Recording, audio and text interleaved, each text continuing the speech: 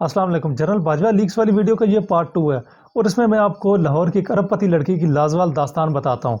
और 2018 की अक्टूबर की 30 तारीख तक इस लड़की की जो असासों की मालियत थी वो बिल्कुल सिफर थी। और बिल्कुल 2 दिन बाद 2 नवंबर को इस लड़के की असासों की मालियत जो है वो 120 करोड़ रुपए हो गई।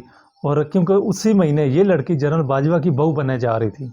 इस लड़की ने 2018 में एफबीआर में अपने असासे डिक्लेयर किए। और वो जो असासे इन्होंने डिक्लेयर किए वो उन्हीं तफसीलात में इन्होंने बताया कि ये असासे जो मेरे पास हैं ये 2014 और 15 और 16 के हैं।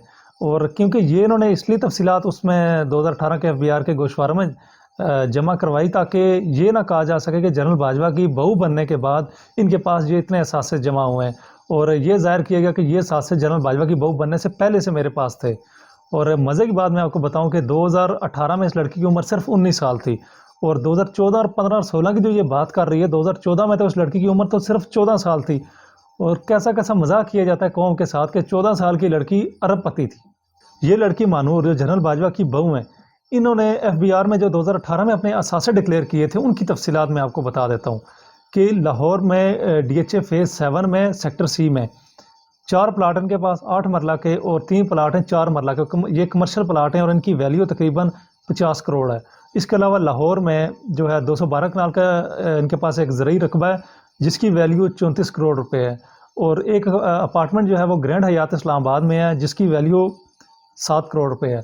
और डीएचए गुजरांवाला जिसमें 1 कनाल के 8 प्लाट हैं इनके पास जिनकी वैल्यू इनके मुताबिक 7 करोड़ 20 लाख रुपए है। और एक कंपनी एलए रेजिडेंस जो है उसमें इनके 15,000 शेयर्स हैं और उनकी कीमत 1.5 करोड़ रुपए है। इसी तरह 2019 में जनरल बाजवा की जो बहू है मानूर, इनको एक टैक्स पाकिस्तान के नाम की कंपनी का मैनेजर बना दिया गया। और ये कंपनी पाकिस्तान में भी रजिस्टर है, यूएई में भी रजिस्टर है। इसका जो हेड ऑफिस है वो दुबई में है। और जनरल बाजवा के जो बेटे हैं और मानूर के जो हस्बैंड है ये दुबई से इस कंपनी को ऑपरेट करते हैं। और जनरल बाजवा के बेटे और इनकी बहू ज़्यादातर वक्त भी दुबई में गुजारते हैं और पाकिस्तान में उनका आना जाना बहुत कम है। डीएचए गुजरांवाला ने मानूर को जनरल बाजवा की बहू बनने से सिर्फ 9 दिन पहले 8 प्लाट उनके नाम कर दिए। और उस वक्त जो मानूर की उम्र थी वो तकरीबन 19 साल थी। और डीएचए जो है वो अपने शहीदों को एक प्लाट देने से पहले 10 बार छानबीन करता है। और यहाँ तो मामला ही कुछ और था क्योंकि पाकिस्तान के सबसे ताकतवर आदमी की ये बहू बनने जा रही थी और इन्होंने इनके नाम 8 प्लाट कर दी जैसे इनका बाप का पैसा हो। मानूर की बहन हमना ने एफबीआर में अपने टैक्स गोशवारे जमा कराए और उन टैक्स गोशवारों के मुताबिक हमना जो है उनके पास 2017 में कोई भी प्राप्ति नहीं थी, सिर्फ एक बैंक अकाउंट था जिसमें थोड़ी सी रकम मौजूद थी। तो फिर ऐसे कैसा मुमकिन हुआ कि जो हमना है, जो मानूर है हमना की बहन और जनरल बाजवा की बहू, वो सिर्फ अपनी बहन हमना से 2.5 साल बड़ी हैं और वो अरबपति बन गई और उनकी बहन के पास 2017 में कोई प्रॉपर्टी भी नहीं थी और सिर्फ बैंक अकाउंट में थोड़े से पैसे पड़े हुए थे। मानूर के वालिद और जनरल बाजवा के बेटे के ससुर साबर हमीद उर्फ मिट्ठू, जिनको आज लाहौर में एक बिजनेस टाइकून के नाम से लोग जानते हैं, और इन्होंने 2013 में जो है वो सिर्फ 10 लाख रुपए से भी कम का टैक्स जमा करवाया था। और आज 2022 में इनकी असासों की मालियत जो है वो 1200 करोड़ से ज़्यादा की है। और सिर्फ दुबई में इनकी असासों की मालियत जो है वो 100 करोड़ से ज़्यादा की है।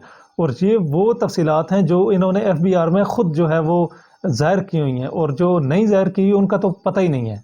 जनरल बाजवा और उनके ख़ानदान की जो प्रॉपर्टीज़ की तफसीलात सामने आ रही हैं ये एफबीआर में ज़ाहिर है, ये इन्होंने खुद ज़ाहिर की हुई हैं, ये कोई छुपी हुई प्रॉपर्टीज़ भी नहीं है। और ये मानते हैं, ये इनकारी भी नहीं है कि ये प्रॉपर्टीज़ हमारी नहीं है या ये दौलत हमारी नहीं है, क्योंकि इन्होंने खुद एफबीआर में ये ज़ाहिर किए हैं सब असासे अपने। और क्योंकि पाकिस्तान में जो है वो एफबीआर को मुकम्मल टैक्स जो है वो ना देने के लिए असासे कम डिक्लेयर किए जाते हैं, इसलिए यकीनी तौर पे इनकी जो असासों की मालियत है वो इससे कहीं ज़्यादा है।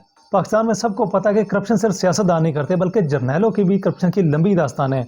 लेकिन यहाँ पे मसला ये है कि सिर्फ करप्शन पे सियासतदानों को जलील किया जाता है क्योंकि वो नहत्ते हैं, वो कुछ कर नहीं सकते। और जो जर्नैल हैं उनके पास तो टैंक और बंदूकें हैं, आप उनसे सवाल करोगे तो वो आपको मरवा देंगे। इसलिए मैं कहता हूँ कि पाकिस्तानी कौम आज भी आज़ादी लेने के बावजूद गुलाम है। अंग्रेज़ों से आज़ादी तो ले ली कौम ने, लेकिन जर्नैलों और सियासतदानों के गुलाम बन के रह गई ये कौम। जब कौम के रखवाली पाकिस्तान को लूटने लगेंगे और तब पाकिस्तान में महंगाई भी होगी, बेरोज़गारी भी होगी, पाकिस्तान कर्ज़ों के नीचे डूबेगा भी, पाकिस्तान दिवालिया भी होगा। हम 70 साल से यही सुनते आ रहे हैं कि पाकिस्तान नाजुक दौर से गुजर रहा है। पाकिस्तान कभी किसी ने सोचा कि क्यों नाजुक दौर से गुजर रहा है? क्योंकि जर्नैल और सियासतदानों ने कौम को गुलाम बना के रखा हुआ। ये अपनी अय्याशी के लिए कौम को तबाह करते हैं, मुल्क को तबाह करते हैं। और कौम के जो बच्चे हैं वो कुर्बानियाँ देते रहेंगे और जर्नैल और सियासतदान के बच्चे प्रॉपर्टियाँ बनाएंगे दुबई में, लंदन में, अमेरिका में, और ये अय्याशी करते रहेंगे। आखिर कब तक पाकिस्तान के साथ ये होता रहेगा?